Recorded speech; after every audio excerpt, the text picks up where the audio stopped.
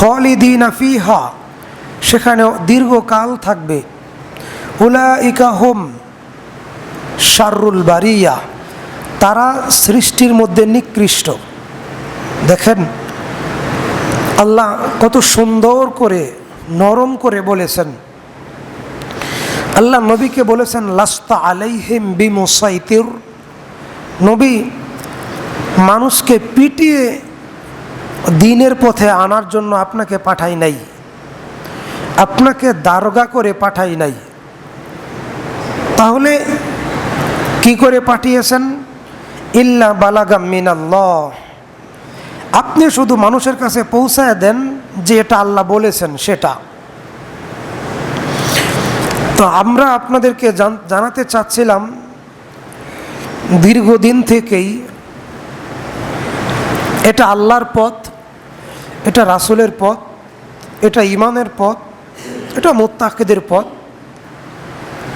এই কাজ করলে ঈমান থাকে, এই কাজ করলে ঈমান থাকে না। আপনাদেরকে দীর্ঘকাল প্রায় 2 বছর যাবৎ বলা হচ্ছে, তারপরেও দেখি যেই সেই। কাজেই গভীরভাবে আরও চিন্তা করতে লাগলাম, মুহাম্মদ সাল্লাল্লাহু আলাইহি সাল্লাম দীর্ঘকাল দাওয়াতি কাজ করার পরে যখন তার জাতি হেদায়েত হয় না, তার জাতি তার কথা মানে না, তখন আল্লাহ তাআলা আয়াত নাজিল করে বললেন, হে নবী, তাদের চিন্তায় তারা যে হেদায়েত পায় না, সেই চিন্তায় কি আপনি নিজেকে ধ্বংস করে দিবেন?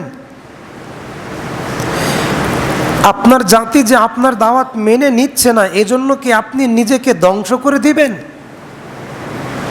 জি না। নবীজি সাল্লাল্লাহু আলাইহি সাল্লাম আবার পুরো উদ্যমে দাওয়াতি কাজ করতে লাগলেন। কাজেই আমরা মানুষকে বলবো, খলাকাল ইনসানা মিন আলাক, তুমি তোমার সৃষ্টি সম্পর্কে একটু ভাবো। তোমাকে পরিপূর্ণ ঈমানদার হওয়ার জন্য পৃথিবীতে কেউ জোর করবে না, তোমার উপরে কেউ বল প্রয়োগ করবে না। খলাকাল ইনসানা মিন আলাক, তুমি তোমার সৃষ্টি নিয়ে একটু ভাবো, কিভাবে সৃষ্টি হয়েছ। প্রথমে দুর্বল ছিলে, মানুষ হওয়ার পূর্বে রক্ত ছিলে, পানি ছিলে। আল্লাহ তোমাকে সৃষ্টি করেছেন, যৌবন দান করেছেন, শক্তি দান করেছেন, শিক্ষা বিদ্যা বুদ্ধি এলেম দান করেছেন, ভালো মন্দ বুঝার তৌফিক দান করেছেন। কিভাবে? আল্লাজি আল্লামা বিল কলাম, কলমের মাধ্যমে তোমাকে আল্লাহ শিক্ষা দিয়েছেন।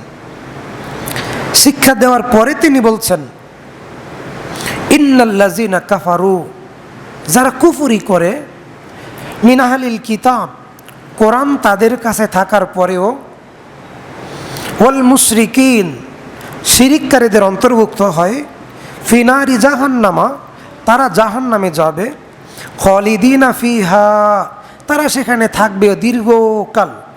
উলাইকা হুম শাররুল বারিয়া, তারা সৃষ্টির মধ্যে নিকৃষ্ট। এই আয়াতের মূল শিক্ষা হচ্ছে, যারা জাহান্নামে যাবে নিজের কুকর্মের কারণে, তারা গোটা সৃষ্টির মধ্যে নিকৃষ্ট। যারা শিরিককারীদের অন্তর্ভুক্ত হয়, শিরিক কি এটা আপনাদেরকে অনেকবার বলছি, তারপরেও যদি কেউ শিরিকে লিপ্ত হয়, সে সৃষ্টির মধ্যে নিকৃষ্ট। মিন আহলিল কিতাব, কোরআন তাদের মধ্যে থাকার পরেও যারা কোরআনকে মানে না, তারা সৃষ্টির মধ্যে নিকৃষ্ট। যারা কুফরি করে, তারা সৃষ্টির মধ্যে নিকৃষ্ট। এই আয়াতে 4টি কথা শিক্ষণীয়। আল্লাহ বলেছেন পরের আয়াতে, ইন্নাল্লাযীনা আমানু, নিশ্চয়ই যারা ঈমানদার। এখন ঈমানদার তো সবাই, যে নামাজ পড়ে না হ্যাঁ ঈমানদার, যে চুরি করে হ্যাঁ ঈমানদার, যে গরু চুরি করে কুরবানি দেওয়ার জন্যে, গরু চুরি করে আনছে কুরবানি দেওয়ার জন্য, হ্যাঁও কিন্তু ঈমানদার। দিনে মদ পান করে,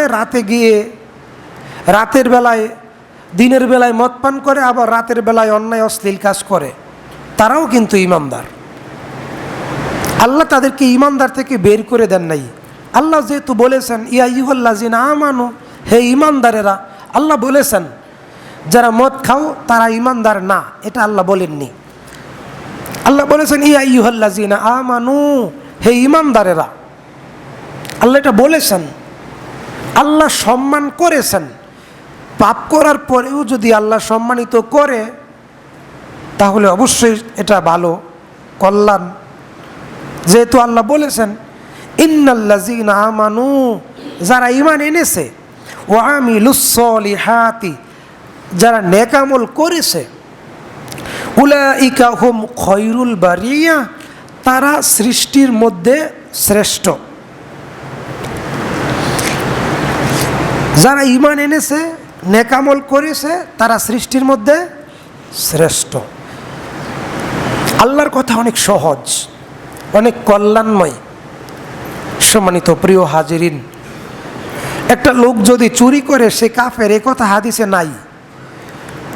একটা লোক যদি মদ পান করে সে কাফের, এ কথা হাদিসে নাই।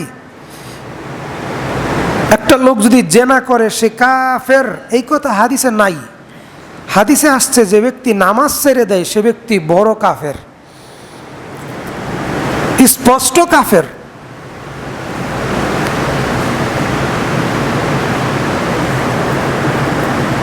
তাহলে আমাদের কিভাবে উচিত, কেমনে আমরা পারি নামাজটা ছেড়ে থাকতে?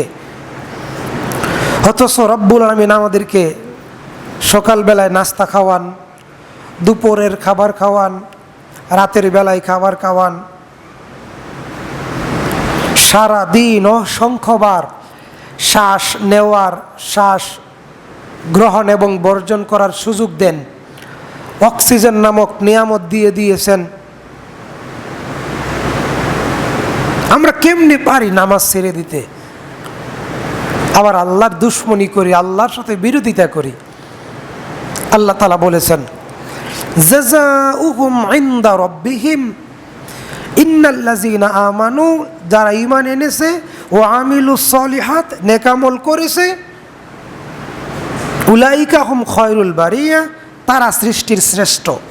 তাহলে নেক আমল যারা করে আল্লাহ তাদের ব্যাপারে বলছেন জাযাউহুম ইনদা রাব্বিহিম, জাযাউহুম, উত্তম বিনিময়, প্রতিদান। কি রয়েছে? প্রতিদান।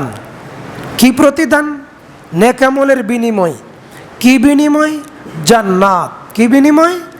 জান্নাত। ইনদা রাব্বিহিম, জান্নাতের বিনিময়। জান্নাতু আদনিন তাজরি মিন তাহতিহাল আনহার, আল্লাহ তাআলা তাদেরকে এমন জান্নাত দিবেন যেই জান্নাতের তলদেশ দিয়ে দুধের নদী, মধুর নদী, শরবতের নদী, এমনকি যা চায় তাই রয়েছে। সুবহানাল্লাহ। আল্লাহ তাআলা বলছেন সূরা বাকারাতে প্রথম দিকে, ওয়াবাশশিরিল লাযিনা আমানু ওয়া আমিলুস সলিহাতি আন্না লাহুম জান্নাতিন তাজরি মিন তাহতিহাল আনহার কুল্লামা রুযিকু মিনহা মিন সামারাতির রিজকা ক্বালু হাযাল্লাযী রুযিকনা মিন ক্বাবলু উতু বিহি মুতাশাবিহা ওয়া লাহুম ফীহা আজওয়াজুম মুতাহহারাতুন ওয়া হুম ফীহা খালিদুন। যারা ঈমান আনে, নেক আমল করে, আল্লাহর কথা মতো চলে, জীবনযাপন করে, আল্লাহ তাদেরকে এমন জান্নাতে দিবেন এবং জান্নাতে দেওয়ার পর তাদেরকে আল্লাহ পাক এমন নেয়ামত রাজি দিয়ে, এমন সব নেয়ামত দিয়ে পরিপূর্ণ করে দিবেন, জান্নাতীরা জান্নাতে যাওয়ার পর জান্নাতের ভিতরে প্রবেশ করে বলবে এগুলো তো দুনিয়ায়ও খাইছি, এই ফল ফসল তো দুনিয়ায়ও খাইছি, এই নিয়ামতগুলো তো দুনিয়ায় ছিল। কুল্লামা রুযিকু মিনহা মিন সামারাতিন